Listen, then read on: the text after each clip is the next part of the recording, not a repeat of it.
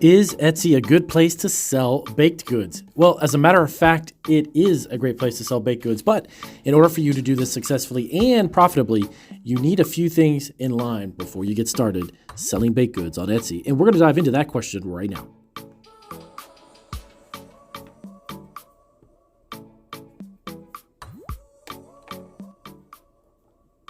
All right, so welcome back to Marketing Food Online 2. This is Marketing Food Online's second channel for all you food entrepreneurs out there. And in this particular video, we're answering a question from one of our subscribers about, is Etsy a good place to sell baked goods? As a matter of fact, it is a great place still to sell baked goods. Is there a lot of sellers?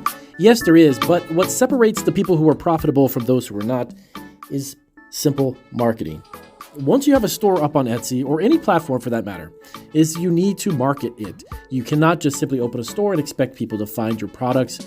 You need to do a few things. So in order to sell baked goods on Etsy, you also need to make sure that you are in a place that is not your home. Technically, you cannot do this type of a business or conduct home baked goods over state lines by shipping them on Etsy at your house. It's actually illegal technically, and you could get into a lot of trouble if you do so. How do you get around this? Number one, you could definitely rent a commercial kitchen to sell baked goods from there on Etsy. It is a great place to get started. It's very simple. You could rent out that space and actually utilize it only one day a week to fulfill orders. Once you've got all your orders together on a weekly basis or even bi-weekly every 2 weeks, you go to the commercial bakery, you rent the space for maybe an hour, 2 hours or so, however you need to fulfill those orders, make the product, and then ship it out from there. Now, can you bring the product home, Damien, and can I ship it from there, from the house? No.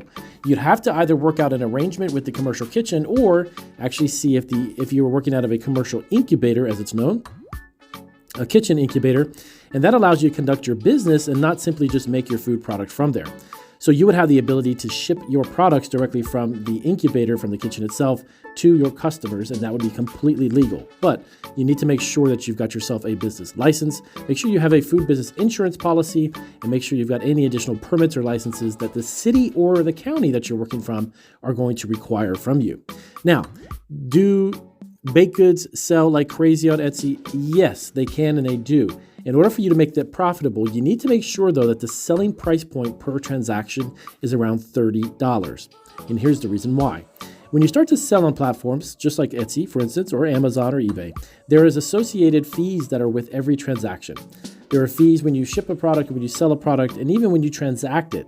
So if you have PayPal or Stripe or any additional processor that's processing these payments for you, they're going to take a portion as well as the actual platform.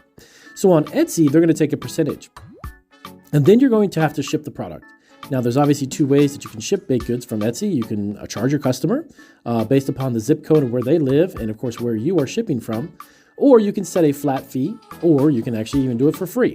Now, if I recommend you just putting up a free shipping icon and allow your products to ship free, yes, you should, though, tack into your selling price a portion, if not all, of the actual shipping costs for you to ship the product. And let your customers know they're getting free shipping, when technically they're either picking up a portion of it or they're going to pay the full amount by you creating a retail price point that's going to include the shipping. Many websites actually do this. Amazon does it, Walmart does it. They all do it on some scale, and they actually increase the price of certain products or bundles so that they can cover the actual shipping costs. So the customer's not exactly getting free shipping per se, but you're adding some of that into the retail price. So the reason why it has to be around $30 is after all of the listings, after you create the product itself, because of course you have costs that are involved with the product, you have packaging, labeling, then you're going to have to ship it and put it into a box. Potentially you're going to have to buy shipping boxes.